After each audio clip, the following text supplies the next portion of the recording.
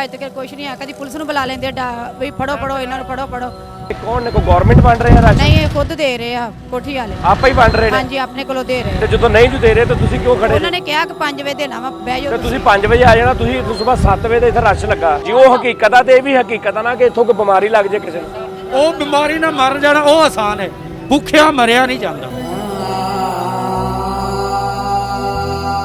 ਤੁਸੀਂ ਸਾਰੇ ਨਾ ਸਵੇਰੇ 12 ਵਜੇ ਇੱਥੇ ਆ ਜਾਓ ਕੱਲਾ ਕੱਲਾ। ਤੁਸੀਂ ਇੱਥੋਂ ਆ ਕੇ ਮੇਰੇ ਕੋਲੋਂ ਲੈ ਜਾਣਾ। ਸਵੇਰੇ 12 ਵਜੇ ਇੱਥੇ ਪਹਿਲੀ ਬੁੱਢੀ ਇੱਥੇ ਖਲੋਤੀ ਹੋਵੇ, ਬਾਕੀ ਐਸ ਲੋਕ ਪਿੱਛੇ 3-3 ਫੁੱਟ ਤੇ। ਠੀਕ ਆ ਜੀ। ਉਹ ਹਕੀਕਤ ਆ ਤੇ ਇਹ ਵੀ ਹਕੀਕਤ ਆ ਨਾ ਕਿ ਇੱਥੋਂ ਕੋਈ ਬਿਮਾਰੀ ਲੱਗ ਜੇ ਕਿਸੇ ਨੂੰ। ਉਹ ਬਿਮਾਰੀ ਨਾਲ ਮਰ ਜਾਣਾ ਉਹ ਆਸਾਨ ਹੈ, ਭੁੱਖਿਆ ਮਰਿਆ ਨਹੀਂ ਜਾਂਦਾ।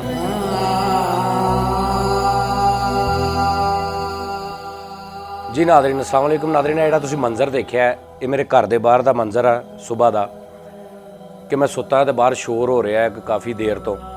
ਪਤਾ ਇਹ ਲੱਗਾ ਜੀ ਕਿ ਆਟਾ ਵੰਡ ਰਹੇ ਨੇ ਕੋਈ ਸਾਹਿਬ ਸੀਅਤ ਜਿਹੜਾ ਕੋਈ ਬੰਦਾ ਹੋਏਗਾ ਉਹ ਗਲੀ ਦੇ ਵਿੱਚ, ਉਹ ਆਟਾ ਵੰਡ ਰਹੇ ਨੇ ਤੇ ਅੱਗੇ ਗੇਟ ਲੱਗਾ ਗਲੀ ਦੇ, ਜਿਸ ਤਰ੍ਹਾਂ ਤੁਸੀਂ ਦੇਖਿਆ, ਔਰ ਉਹਦੇ ਪਿੱਛੇ ਬੁੱਢੀਆਂ ਬੰਦੇ ਸਾਰੇ ਖੜੇ ਨੇ।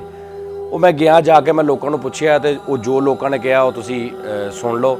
ਤੇ ਮੈਂ ਮਤਲਬ ਉਸ ਤਰ੍ਹਾਂ ਹੀ ਉੱਠ ਕੇ ਗਿਆ ਬਾਹਰ ਤੇ ਪਤਾ ਨਹੀਂ ਕਿਸ ਤਰ੍ਹਾਂ ਮਤਲਬ ਮੈਂ ਜਦੋਂ ਉਹਨਾਂ ਦੇ ਹਾਲਾਤ ਦੇਖੇ, ਗੱਲਾਂ ਸੁਣੀਆਂ ਤੇ ਬਿਨਾਂ ਕੋਈ ਸੋਚੇ ਸਮਝੇ ਮੈਂ ਉਹਨਾਂ ਨੂੰ ਇਹ ਕਹਿਤਾ, ਮੈਂ ਕਿਹਾ ਯਾਰ ਸਵੇਰ 12 ਵਜੇ ਤੁਸੀਂ ਮੇਰੇ ਇੱਥੋਂ ਘਰੋਂ ਆ ਕੇ ਤੁਸੀਂ ਆਟਾ ਲੈ ਲੈਣਾ।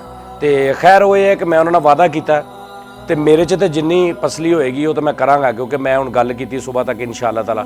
ਤੁਸੀਂ ਅਗਰ ਇਹਦੇ 'ਚ ਕੋਈ ਮੇਰੀ ਹੈਲਪ ਕਰਨਾ ਚਾਹੋ, ਮੇਰੀ ਜਾਂ ਆਪਣੀ ਹੈਲਪ, ਅਸੀਂ ਕੀ ਕਰਨੀ, ਅਸੀਂ ਇਸ ਟਾਈਮ ਇੱਕ ਦੂਸਰੇ ਦਾ ਸਾਥ ਦੇਣਾ। ਮਤਲਬ ਹੈਲਪ ਨਾਲੋਂ ਅਗਰ ਅਸੀਂ ਸਾਥ ਦੇਣਾ ਲਫ਼ਜ਼ ਯੂਜ਼ ਕਰ ਲਈਏ ਤੇ ਉਹ ਜ਼ਿਆਦਾ ਬਿਹਤਰ ਆ ਕਿ ਅਸੀਂ ਆਪਣੀ ਕੌਮ ਦਾ, ਆਪਣੇ ਜਿਹੜੇ ਸਾਡੇ ਗਰੀਬ ਨੇ ਜਾਂ ਜਿਹੜੇ ਹੱਕਦਾਰ ਨੇ ਉਹਨਾਂ ਦਾ ਅਸੀਂ ਸਾਥ ਦਈਏ। ਉਹ ਸਵੇਰ ਨਾਜ਼ਰੀਨ ਮੈਂ ਇਹ ਕੰਮ ਕਰਨਾ 12 ਵਜੇ।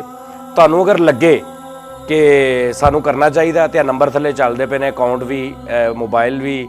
ਦੂਸਰੀ ਗੱਲ ਇਹ ਹੈ ਕਿ ਅਗਰ ਤੁਹਾਡੇ ਜ਼ਿਹਨ 'ਚ ਇਹ ਆਵੇ, ਕਿਉਂਕਿ ਅਕਸਰ ਆਇੰਦਾ ਕਿ ਲਓ ਜੀ ਪੈਸੇ ਭੁੱਟਣ ਲੱਗ ਪਏ ਨੇ, ਫਲਾਂ ਹੋਣ ਲੱਗ ਪਿਆ, ਲਓ ਜੀ ਇਹ ਵੀ ਇਸੇ ਕੰਮੇ ਸ਼ੁਰੂ ਹੋ ਗਿਆ। ਇਹ ਤੁਹਾਡੀ ਆਪਣੀ ਸੋਚ, ਤੁਹਾਡਾ ਆਪਣਾ ਜ਼ਰਫਾ। ਮੇਰੇ ਤੇ 1 ਰੁਪਇਆ, ਮੇਰੇ ਬੱਚਿਆਂ ਦੇ, ਮੇਰੇ ਘਰ ਤੇ 1 ਰੁਪਇਆ ਹਰਾਮ ਆ, ਮੈਂ ਪੱਲਿਓਂ ਪਾਵਾਂਗਾ ਜਿੰਨੀ ਵੀ ਮੇਰੀ ਅਸਈਅਤ ਹੋਈ। ਤੇ ਬਾਕੀ ਇਹ ਹੈ ਕਿ ਤੁਸੀਂ ਅਗਰ ਸਾਥ ਦੇਣਾ ਚਾਹੋ ਤੇ ਤੁਸੀਂ ਸਾਥ ਦਿਓ। ਤੇ ਇਹ ਜਿਹੜਾ ਸਿਲਸਿਲਾ ਤੁਸੀਂ ਦੇਖ ਰਹੇ, ਰਸ਼ ਦੇਖੋ ਕਿਸ ਤਰ੍ਹਾਂ ਕਿ ਲੋਕ ਮਤਲਬ ਉਹਨਾਂ ਨੂੰ ਪਤਾ ਹੀ ਨਹੀਂ ਹੈਗਾ।